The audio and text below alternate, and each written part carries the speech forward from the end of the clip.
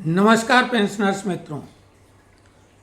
सबसे पहले comments box में जो कमेंट्स किए गए हैं या कुछ पूछा गया उन पे बात करेंगे और साथ ही ताज़ा अपडेट जो हम देते हैं कि अभी क्या क्या खबरें चल रही हैं, उनमें कितनी सच्चाई है और सरकार अब तक बनने के बाद क्या कुछ कर्मचारियों और पेंशनरों के लिए भी कोई ठोस निर्णय ले चुकी है, तो इस पे चर्चा करेंगे।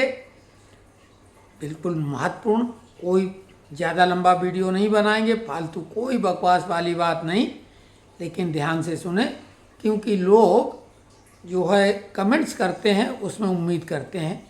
अपने पेंशनर्स फोरम में किसी ने कुछ ज़्यादा आज लिखा नहीं है, तो इसमें हम एक तो पेंशनर्स फोरम का डिस्क्रिप्शन में लिंक दे देंगे ताकि लोग उससे जुड़ जाएं और आपस में लोग चर्चा करके बहुत सारी समस्याओं का समाधान पा जाते हैं। तो सबसे पहले विनोद आनंद जी ने अथॉरिटियों से परेशान होकर प्रभु से ही गुहार लगाई है। तो अब क्या करे आदमी, जब लगता है कि कोई कहीं से उसको सहयोग नहीं मिल रहा और लोग परेशान कर रहे हैं, उन्हें लग रहा है कि हमें परेशान किया जा रहा है या हम लोगों को परेशान किया जा रहा है, तो अंतिम रास्ता तो प्रभु से गुहार लगाना ही है।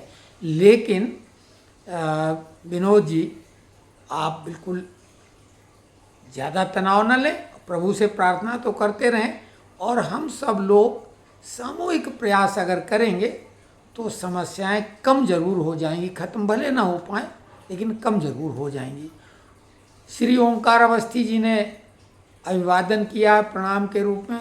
तो आदरणीय अवस्थी जी, स्नेहिल अवस्थी जी, आप सदैव प्रसन्न रहें और अगर आपकी कोई समस्या है तो वो इसमें लिखें, हम सब लोग मिलजुल के उनको छोटा करने की कोशिश करेंगे या समाप्त करने की कोशिश करेंगे जो भी समस्याएं होंगी। प्रवीर कुमार बनर्जी ने 30 जून 2014 से वो मेघालय से सेवानिवृत्त हुए हैं और वर्तमान में कोलकाता में रह रहे हैं। नोशनल इंक्रीमेंट के लिए कोर्ट जाने के लिए वो बोल रहे हैं क्या कैट में कलकत्ता में जाएं और अगर जाएं तो कुछ उसमें राय मशविरा दो। तो बनर्जी साहब, हमारे एक मित्र इच्छापुर में, जिसे ईसापुर भी आप बोलते हैं, वहाँ से सेवानिवृत्त हुए हैं राइफल फैक्ट्री से। बहुत ही अच्छे व्यक्ति हैं, नेता भी हैं और हम उनका नंबर आपको दे देंगे। आप उनसे सहयोग जो भी चाहें वो देंगे और हमारा अगर नाम लें या न लें, अगर वो आपकी मदद करने के लिए थोड़ा, हालांकि उनका स्वास्थ्य थोड़ा गड़बड़ रहता है, लेकिन फ़ोन करके वो किसी को बता देंगे और कैट के वकील का भी आपको किसी अच्छे वकील का नंबर दे देंगे जो कि फीस भी कम लेगा, तो आपकी समस्या हल हो जाएगी। वो भी बनर्जी हैं, आप भी बनर्जी, बात इसकी नहीं है, वो यही काम करते हैं, हमारे बेहद अच्छे मित्र हैं, तो वो आपकी मदद कर पाएंगे। राजीव पांडे जी ने फैमिली पेंशन को लेके कहा है कि 30% जो मिलती है उससे बढ़ा के 50% होनी चाहिए। तो पांडे जी, बात तो सही है, लेकिन अब ये हम लोगों के हाथ में तो नहीं, ये तो हमारे श्रमिक नेता कोशिश करें। और हाँ, इतना ज़रूर बता दें कि फैमिली पेंशन 30% मिनिमम है, लेकिन ये 40, 50 और 60% भी होती है और कई मामलों में, हालांकि वो एक्स्ट्राऑर्डिनरी या रेयरेस्ट ऑफ रेयर वाली बात कह लो, होते हैं जिनमें फुल 100% भी मिलती है। हालांकि 100% का उल्लेख नहीं, लेकिन ऐसे कुछ केस हैं, लेकिन 60% देने का नियम है अधिकतम, लेकिन अमूमन अधिकांशतः 30% ही पेंशन दी जाती है फैमिली पेंशन के रूप में।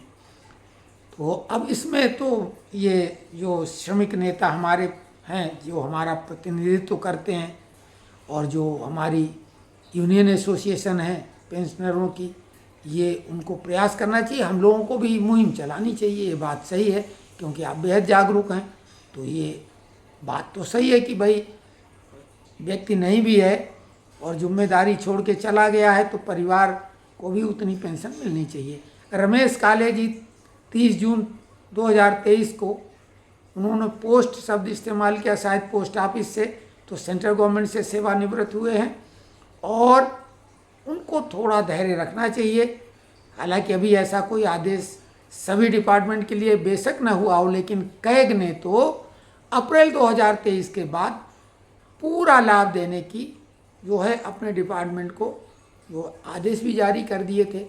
अब यूपी ने जैसा किया था तो उम्मीद करते हैं केंद्र सरकार कुछ करेगी ज़रूर, क्योंकि हमारे श्रमिक नेता इतने के बाद चुप तो नहीं बैठने वाले हैं। तो थोड़ा इंतज़ार आप कर लें, अभी मिलेगा तो ज़रूर, नहीं तो कोर्ट तो अंतिम रास्ता है, वो तो मिल ही जाएगा। कैट में जाने के बाद 4 से 5 महीने लगते हैं और मिल जाएगा। प्रिंसिपल कैट दिल्ली में ही है। राम बाबू जी ने भी प्रणाम बोला है, तो राम बाबू जी सदैव प्रसन्न रहें और इसी प्रकार से पेंशनरों के जो ग्रुप हैं उससे जुड़ के अपनी सेवाएं भी प्रदान करते रहें। बसंत सिंह जी ने लिखा है कि एक सर्विसमैन को इस तरह से फालतू बात इधर उधर की खबरें सुना के क्यों बेवकूफ़ बनाने की बात की जाती। तो बसंत सिंह जी, एक सर्विसमैन लोग वैसे ही सम्मानित होते हैं, हम लोग तो जय जवान बोलते ही हैं, तो आपकी तो जय बोलते हैं और कोई ऐसी बात नहीं करते हैं। हम एक सर्विसमैन के लिए ज़्यादातर कुछ टीका टिप्पणी करते ही नहीं हैं, हम तो सिविल वालों के लिए ज़्यादा बात करते हैं, क्योंकि उनका यानी आपका मामला थोड़ा अलग हटके होता है। आप हमारे लिए बेहद सम्मानित हैं, क्योंकि सैनिक तो जय जवान हैं, बस यही है। और बेवकूफ़ बनाना तो हमारा कोई किसी को प्रयास रहता ही नहीं है, लेकिन अगर कोई समझ रहा है तो उसके लिए हम कुछ कर नहीं सकते हैं। जयंत शर्मा जी उत्तर प्रदेश से 31 जून 2011 को सेवानिवृत्त हो चुके हैं और कम्यूटेशन, जो पेंशन कम्यूटेशन 15 साल के लिए हो जाता है, तो उसके लिए बोल रहे हैं कि क्या अब कटौती रुकवाने के लिए कोर्ट का रुख करें। तो शर्मा जी, चूँकि अब आपका मामला जो है 11 में सेवानिवृत्त हुए हैं और 13 साल तो हो गए हैं, आपको 14वां साल जारी है, तो कोर्ट में आपको, क्योंकि सरकार निर्णय जब लेगी तो तब तक टाइम हो जाएगा, कट डेट क्या होगी, आप चाहें तो कोर्ट को मूव कर सकते हैं, क्योंकि चंडीगढ़ हाई कोर्ट में तमाम रेट लगी हुई हैं और स्टे मिल चुका है। तो आप अगर कोर्ट जाएंगे तो आपको, क्योंकि आप 11 मतलब 13 साल ऑलरेडी हो गए हैं, तो जब भी सरकार आदेश देगी तो आपका नुकसान ज़्यादा होगा। अब जैसे ही कोर्ट जाएंगे आपकी वही डेट हो जाएगी। अब लोग खबरें चला रहे हैं कि 10 साल में ही मिलेगा, 10 साल 8 महीने के बाद, अब तो 10 साल की बात लोग कर रहे हैं, यूट्यूबर लोग। हम नहीं कर रहे हैं, लेकिन हम चाहते हैं कि 10 साल बिल्कुल हो जाए। लेकिन हमने ये बोला कि 10 साल तो छोड़ो, 10 साल 8 महीने अगर होगा तो हम, शर्मिंदगी तो हमारी खैर क्या, क्योंकि हम फिर वीडियो नहीं हमें बनाना चाहिए, क्योंकि हमारा आकलन अगर इतना घटिया है तो हमें स्वतः इस फील्ड में वीडियो बनाने का अधिकार नहीं रह जाएगा और हम ज़बरदस्ती कुछ करेंगे नहीं। निश्चित तौर से सभी से क्षमा याचना करके हम वीडियो बनाना छोड़ देंगे। 10 साल में तो संभव नहीं, 10 साल 8 महीने में भी नहीं। हम फिर से रिपीट कर रहे हैं, 11 साल की धुंधली उम्मीदें हैं, 12 साल का मामला बिल्कुल फिट है। लेकिन शर्मा जी, आप तो 13 साल कंप्लीट कर चुके हैं, आपको कोर्ट में चले जाना चाहिए। ग्रुप 1 बनाइए, ताकि वकील साहब, चूँकि आप उत्तर प्रदेश के हैं, लेकिन अगर निवास आप लखनऊ के इर्द गिर्द करते हैं, उत्तर प्रदेश में आप लखनऊ बेंच में भी कर सकते हैं और इलाहाबाद में तो है। एक वकील साहब का नंबर भी दिया, वो 30,000 रुपये फीस लेते हैं, लेकिन अगर ग्रुप होगा तो वो इक्वली डिस्ट्रीब्यूट हो जाएगा। और वैसे भी एक सज्जन ने बात की थी तो वो 15,000 पे भी तैयार हो गए थे सक्सेना साहब से, तो उनसे थोड़ी बातचीत कर लें। 15,000 रुपये लगाने से आपका फ़ायदा कहीं बहुत ज़्यादा हो जाएगा, क्योंकि सरकार अगर देर से फैसला लेगी तो कट डेट वही हो जाएगी। अब बात करते हैं पे कमीशन, डीए मर्ज, डीए एरियर, डीए वृद्धि, fix medical allowance, notional increment के मामले पर तो डिटेल में बता ही चुके हैं। पेंशन वृद्धि 65 साल, अभी कुछ लोग वीडियो चला रहे हैं कि 60 साल के बाद ही प्रत्येक वर्ष में 1% पेंशन बढ़ के मिलेगी। अब ये खबरें कहाँ से वो ले आते हैं ढूंढ के, ये तो भाई कमाल के। उनको तो भाई नमन करें हम सब लोग, अगर ऐसी खबरें हैं और सच हो जाए तो। लेकिन ये बिल्कुल परियों की कहानी जैसी बात है, ऐसा बिल्कुल नहीं है। 65 साल की डिमांड चल रही है, 5 साल के बाद 5%, जैसे कि 80 साल में 20%, जो कि गुवाहाटी और चेन्नई हाई कोर्ट ने 79+ वालों के लिए कर दिया है, और उसके लिए भी कोर्ट केस लोग कर रहे हैं 79+ के लिए।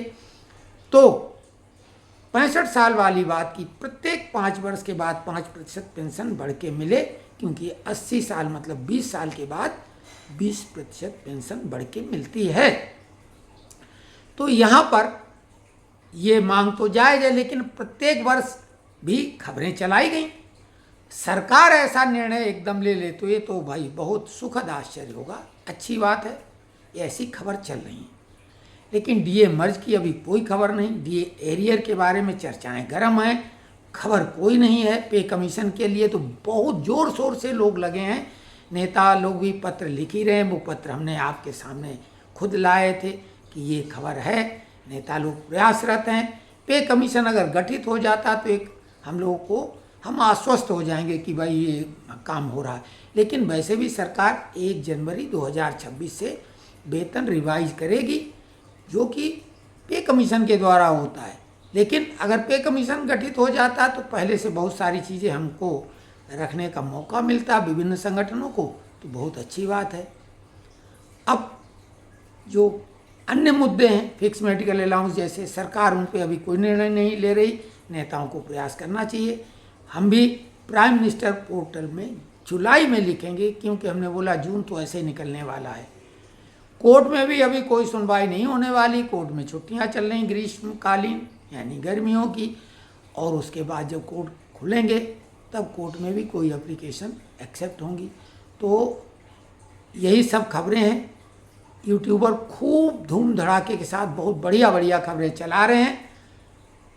ईश्वर से प्रार्थना है, जैसा कि शुरुआत में हमने बोला, विनोद आनंद जी प्रभु से ही प्रार्थना कर रहे हैं, हम भी प्रभु से प्रार्थना करेंगे सब मिलके कि जितनी खबरें ये बढ़िया वाली चल रही हैं ये सब सच्ची हो जाएं। लेकिन ऐसा हो जाए तो फिर कहना ही क्या। तो कल तक के लिए नमस्कार।